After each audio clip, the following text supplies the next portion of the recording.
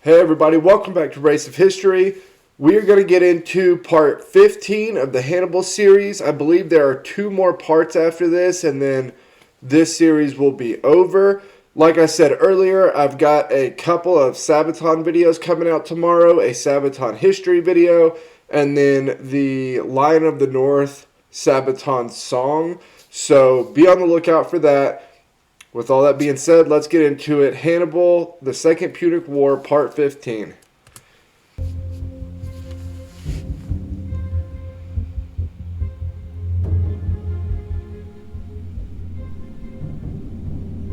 Cut off in Italy, Hannibal would yet again show his uncanny ability to adapt to an unfavorable situation. During his year-long trek across the Apennines and back, he dispersed a vast number of scouts.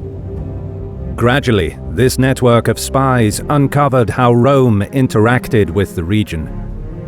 Hannibal learned that a variety of treaties tied the communities of southern Italy to Rome, which acted as hegemon of this alliance, rather than a ruler. Rome counted on its allies to supply half of the manpower and material that were vital for the war effort. But most of these communities were non-Roman and didn't speak Latin, and some were becoming disaffected by the high-handed Romans. This was the weak link that Hannibal needed. Continuing his policy of clemency towards non-Romans, he released up to 11,000 Italian captives back to their homes. This calculated move prompted a surge of defections. He would now have access to resources needed to create his own base of operations in southern Italy. Next, he dispatched his brother Mago to Bruttium, where he was to consolidate Carthaginian control, recruit new troops, gather war supplies, and subdue cities still loyal to Rome. Lastly, he released 10 Roman prisoners so they could arrange for the ransom for their 8,000 compatriots captured after the Battle of Cannae. They were escorted by Carthalo, another prominent cavalry commander. By including one of his own officers in the delegation, Hannibal intended to seek terms, declaring that his objective was not to destroy Rome, but to restore Carthaginian dominance over the western Mediterranean. After all, by contemporary standards, he was the victor.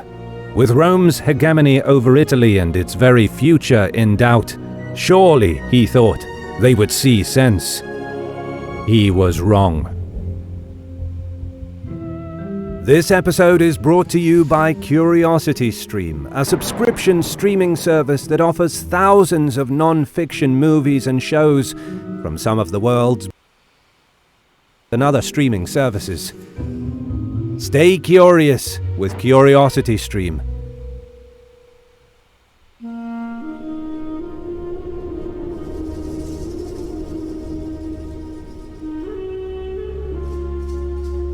The Roman Senate refused Carthalo entry into the city. What is more, they even refused to speak to the delegation of Roman soldiers. There would be no ransom. To so publicly doom the lives of... This is what I don't know if Hannibal completely understands about the situation, and it's why I think that a feint at Rome, anything to make the Romans think that you're going to Rome is the move here. Because the Romans obviously are not willing to take an L. Like, they are not going to take a loss unless it is the loss of Rome itself. And so I think that the overall grand strategy is a very tactically, strategically sound decision on Hannibal's part to pull away he already pulled away northern allies, northern Gauls, and he's pulling away allies in southern Italy. I think this is an overall good winning strategy.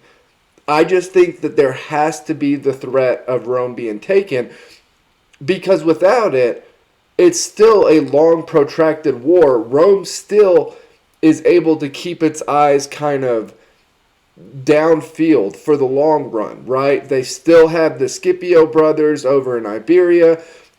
They're going to end up being in North Africa if they aren't there already. They are looking at the long-term scope of the war. If you threaten Rome itself, you make them focus on the here and now, and you make them kind of scrap for instant survival. And I feel like that's where the strategy is just, maybe it's a misunderstanding, maybe it's just a difference of opinion, but I feel like that really, the overall strategy that Hannibal has could work, but there has to be a threat that he will take Rome. 8,000 of your own troops in captivity was a show of determination that defied convention.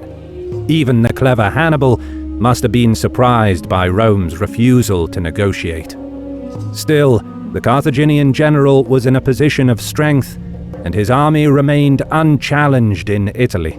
It was reasonable to think that sustained pressure would eventually force the Romans to concede defeat, and now he was marching towards Campania to accept the defection of Capua, a city second only to Rome in size and importance on the Italian peninsula.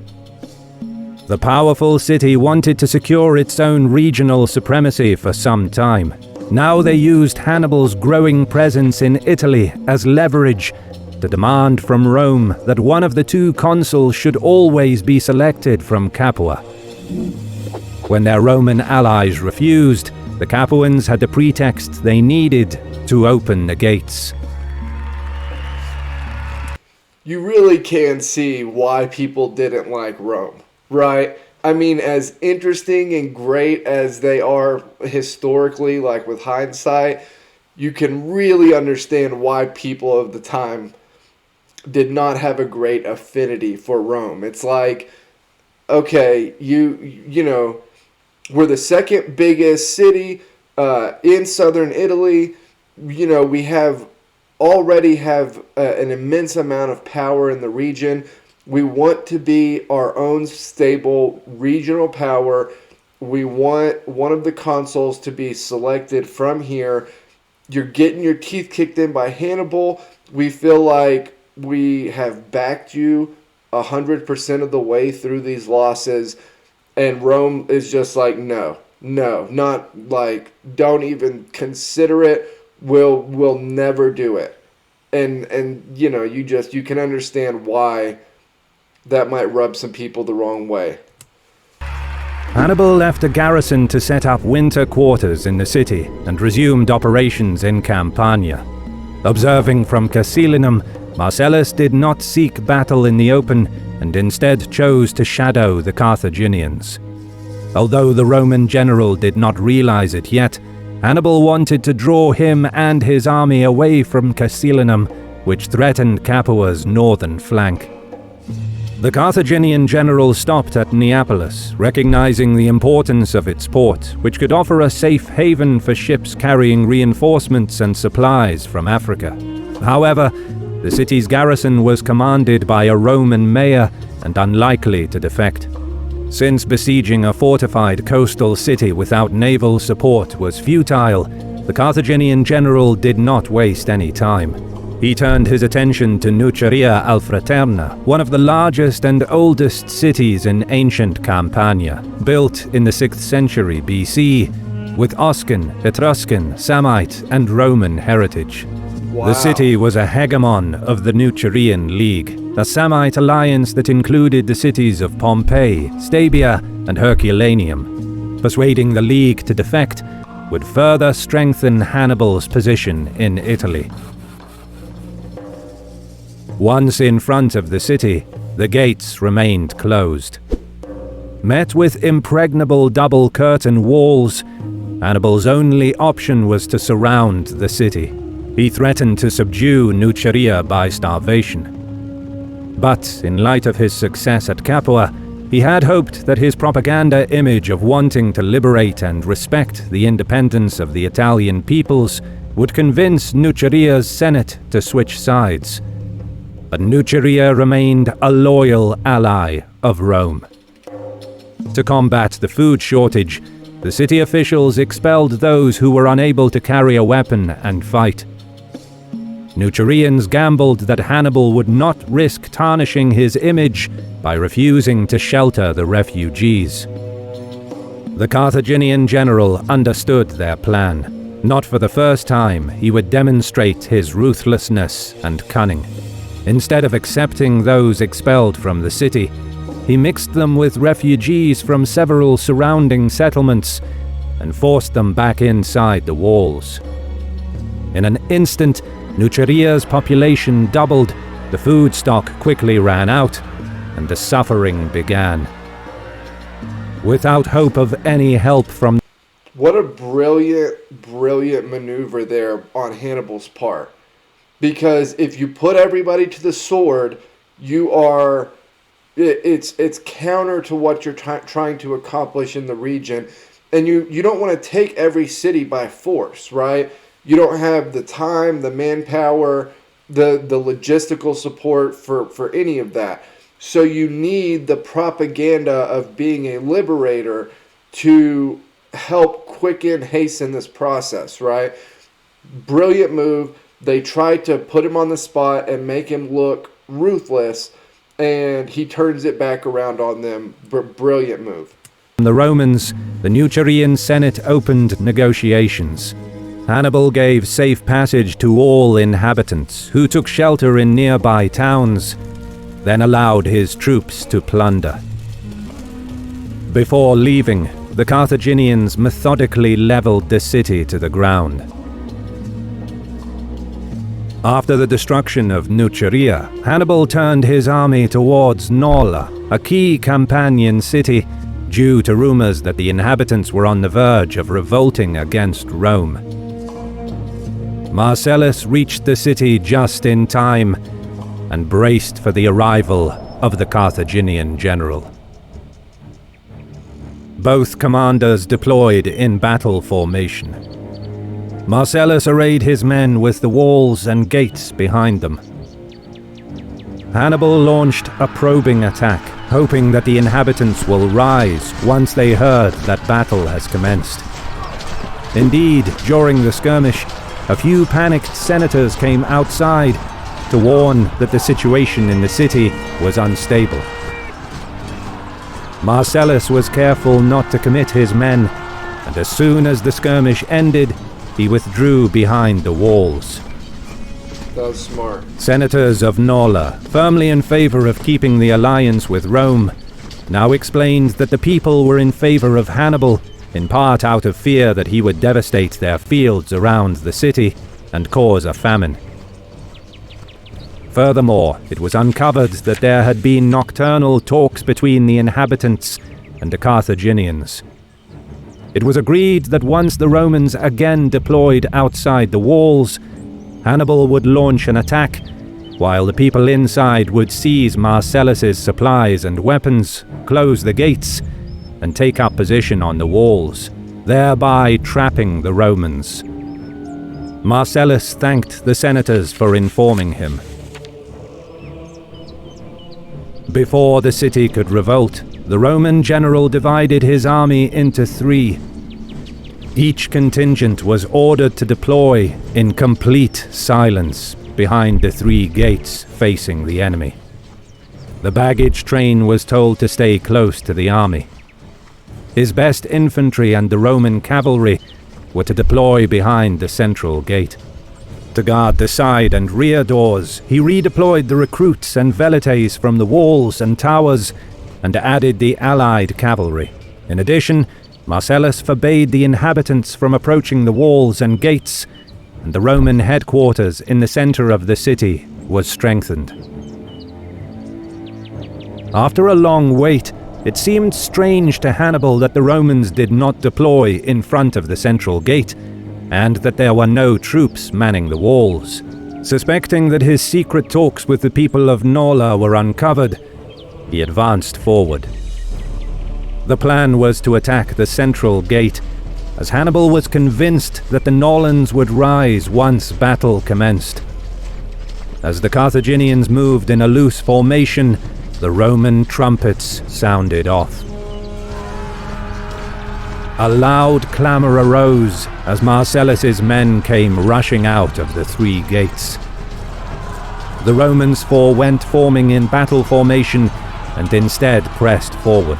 What the maneuver lacked in sophistication, it made up for with surprise. At first, the Carthaginian centre was in trouble, unable to react to the rapid attack. But Hannibal was soon able to stabilize the line. Meanwhile, the advance of the Roman wings fell upon the Carthaginian left and right. Then came a large cloud of dust raised by Marcellus's advancing baggage train, leading the Carthaginians to believe that the Roman army was much larger than it actually was. Recognizing that Marcellus had the initiative, Hannibal ordered the men to disengage. He knew that the ruse with the baggage train could cause panic among his ranks, and did not want to let his opponent capitalize on it. The Romans dared not pursue, and the Carthaginians withdrew in good order. Hannibal was most certainly surprised by Marcellus's capabilities as a general. He didn't just shadow the Carthaginian army, but could judge when was the perfect moment to challenge them in battle. In a sense, Marcellus employed an aggressive version of the Fabian strategy. Yep. Yeah, and if you're Hannibal, you have been the one that has had the element of surprise and the kind of trick up your sleeve for every one of the battles that you have encountered in Italy so far. And this time, Marcellus is the one that gets it. And so, although the Carthaginians were able to pull back in good order, still, it's kind of a flip of the script there. Although the attack on Nola was repulsed, Hannibal successfully drew Marcellus away from the Volturnus river. He now doubled back, taking Acera after a short siege, and proceeded to Casilinum, where Marcellus left a garrison. The town controlled a triple archway bridge across the river Volturnus, on the main road that connected Capua to Rome. As one of the very few crossings across the formidable river, it was of crucial strategic value. After about a month, the Roman garrison was starved into submission. They paid an enormous sum for safe passage. By capturing Casilinum, Hannibal secured Capua's northern flank and now held a vital point from where he could launch attacks towards Rome. A garrison was left to guard the town, while the rest of the army returned to winter quarters in Capua. Hannibal formally handed control over Casilinum to the Capuans and began making plans for the coming months. Back at Nola, Marcellus closed the gates and posted sentries to prevent anyone from leaving the city. Those that conspired with Hannibal were put on trial and beheaded. The Roman general then marched out and encamped on the heights overlooking Suessula, keeping a close eye on the Carthaginians. While the stalemate at Nola was unimportant in the strategic sense, Marcellus's encounter with Hannibal was significant because it was the first time the Romans avoided defeat in a battle against the Carthaginian. Yep. And the two generals would meet again. Thank you so much for watching. Again, it flips the script. It's the first time that Hannibal has been kind of outmaneuvered in one of these battles in Italy. And so, it gives the Roman army kind of a toehold as far as the idea that Hannibal might not be totally invincible. So, that was part 15. Like I said, we've got 2 more parts of this series, and then it'll be done. 2 Sabaton videos coming out tomorrow. Sabaton History and Lion of the North. As always, like, comment, subscribe. Help me keep building the channel over here, and I will see you all next time.